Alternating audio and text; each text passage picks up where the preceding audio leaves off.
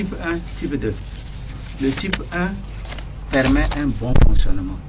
Le type 2 permet une bonne croissance. Donc, moringa utilisé régulièrement, quotidiennement, chez des individus qui sont en pleine croissance, c'est une indication formelle. Il n'y a même pas de doute, puisqu'ils ont besoin de croître et puis ils ont besoin d'avoir un bon fonctionnement de l'organisme. Donc, pour des gens qui sont en bonne santé, mais qui sont en croissance jusqu'à 21 ans, ça doit être une habitude. Maintenant, pour les autres personnes qui ont un risque particulier, par exemple le cas de personnes qui sont séropositives, mais non encore malades de sida, alors ces gens ont besoin d'amener des substances qui sont des antioxydantes, qui aident à combattre le stress oxydatif. Le stress oxydatif est fondamental, c'est ça qui fait basculer l'individu en bonne santé vers tel ou tel type de maladie. Or, en amenant régulièrement à l'organisme le substrat, c'est comme une voiture. Vous avez une voiture, il y a la graisse pour ramollir tel ou tel segment, il y a les lubrifiants de tel type, bon, bien sûr l'essence c'est les calories, et moringa contient, je vous ai dit, 300 calories pour 100 grammes. Protéines, bon, alors c'est pour la croissance, le calcium pour la croissance, les acides aminés, bon, donc l'indication de prendre ça tous les jours, ce n'est pas nuisible. Dans certains cas, on peut faire attention à la dose, parce que s'il y a des maladies qui donnent, par exemple, une hypercalcémie, et comme le moringa contient pour 100 grammes jusqu'à 210 milligrammes pour 100 grammes, on a une grande quantité de calcium. Donc quelqu'un qui a déjà un problème de calcémie trop élevé, alors il n'est pas indiqué de le soumettre à des doses importantes de moringa. Quoique l'organisme, c'est un performant régulateur. Tout ce que tu amènes en plus est en principe éliminé à condition qu'on ait une bonne fonction. Mais il y a M. Amouzou qui était en ligne, mais bon, on n'a pas pu le récupérer. Il est reparti. Peut-être qu'il va revenir. Alors, professeur Émile Koussanta, vous avez quelque chose à ajouter? C'est juste pour aller vers un peu les chiffres. Par exemple, pour un enfant de 1 à 3 ans, on conseille une cuillère à café 3 fois par jour, mais peut-être un peu plus pour une femme allaitante. Mais attention, comme vient de dire le professeur, le fait que ça contient beaucoup de vitamine A, alors pour une femme enceinte, au début, c'est pas très conseillé pour ne pas interférer avec la mise en place du fœtus. Voilà. On a Paul qui nous appelle de Mango. Bonsoir, Paul. Oui, bonsoir, LCF. Oui. Oui. Bon, avant, entre parenthèses, j'aimerais féliciter et remercier mes professeurs, Dr Amouzou qui m'a enseigné la biochimie et professeur Bakonde qui m'a enseigné la pédiatrie. Donc je suis très heureux de les voir devant l'écran ce soir. Oui. Donc je suis médecin, je suis à Mango. Juste une question. Oui. Sinon une doléance. Oui. Bon, avec les vertus de Moringa qu'il développe si excellemment, au Togo, on sait qu'il y a un programme nutrition. Oui. Chargé de récupérer les enfants malnutris. Oui.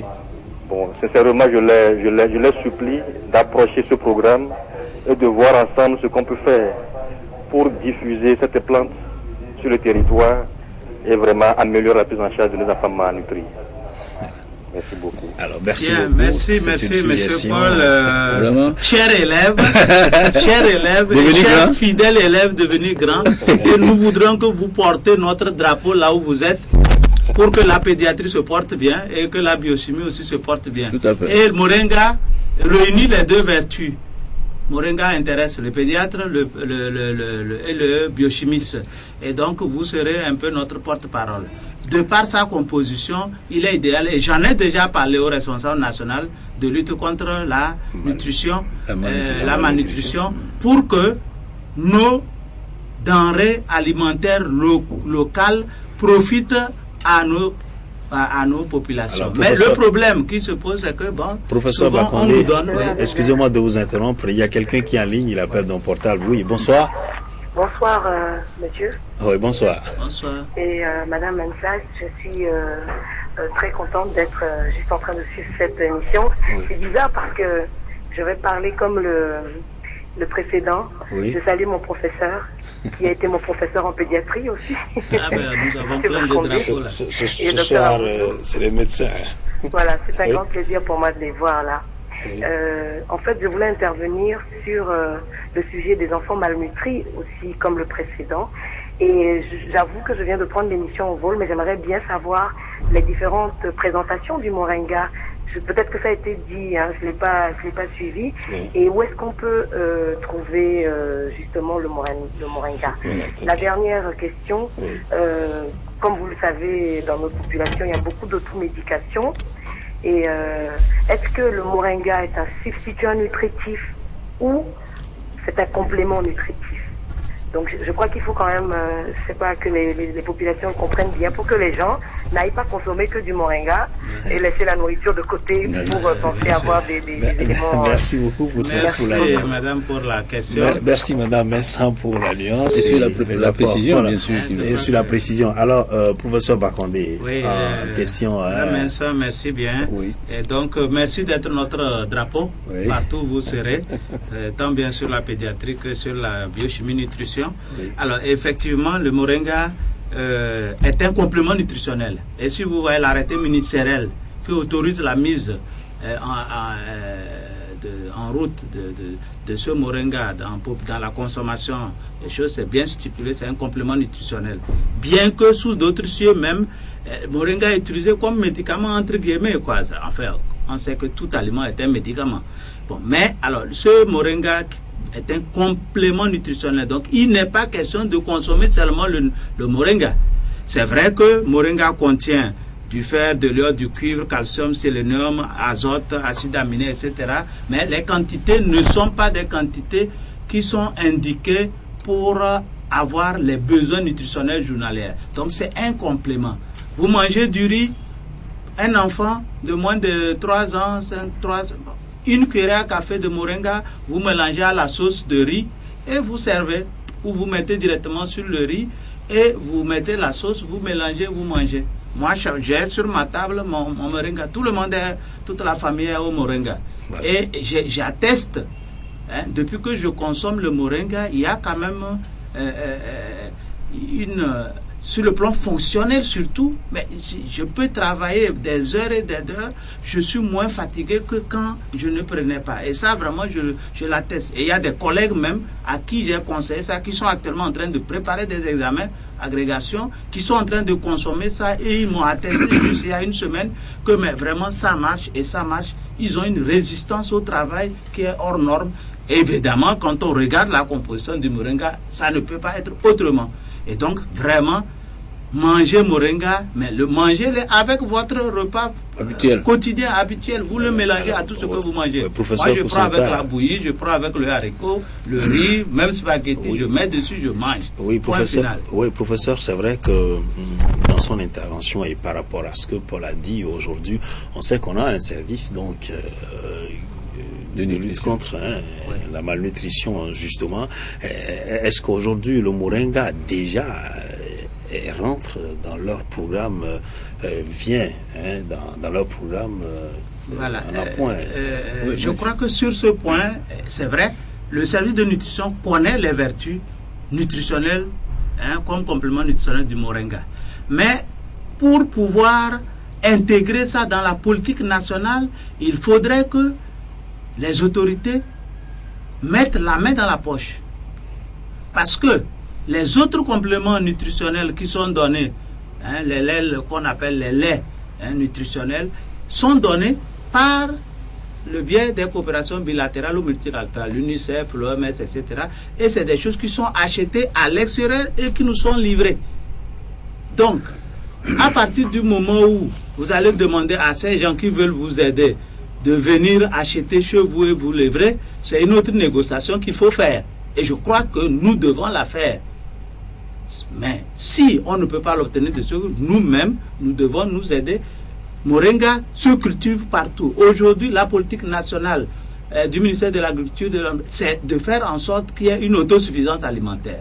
Moringa doit faire partie des objectifs pour atteindre les objectifs de développement du millénaire, c'est-à-dire diminuer la mortalité infantile et maternelle. Or, cette mortalité est liée à la malnutrition. À la malnutrition. Or, pour pouvoir vaincre la malnutrition, prévenir d'abord, et puis essayer de vaincre la malnutrition qui est déjà installée, il y a dans nos habitudes alimentaires, dans notre environnement, des feuilles, des légumes, etc., qui sont très riches et qui, une fois qu'elles ont été identifiées et mises disponibles à moindre coût à la population intéressée, eh bien, on va atteindre nos objectifs. Alors, mais si on attend toujours des professeurs, on va aller avec le professeur. Oui, je voulais juste ajouter que nous parlons aujourd'hui du moringa, mais il y a encore d'autres plantes utilisées dans la pharmacopée traditionnelle, même dans la qui ne font pas objet de promotion. Tout à fait.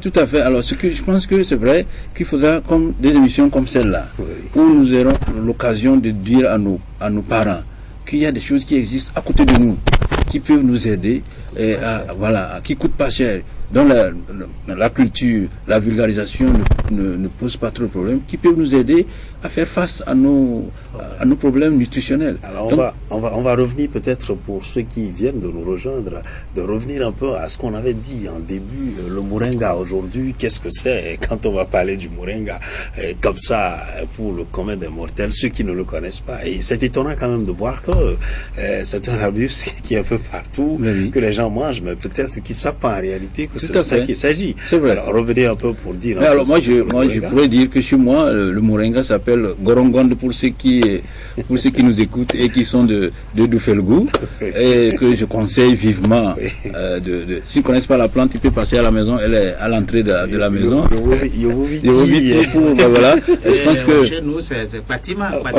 Voilà. Et ça se trouve devant certaines maisons, et ces maisons souvent c'est des maisons où il y avait des guérisseurs traditionnels. Tout à fait. Parce que le moringa effectivement est utilisé, certaines parties du moringa sont utilisées. On l'a vu même dans le dossier. Oui, tout à fait.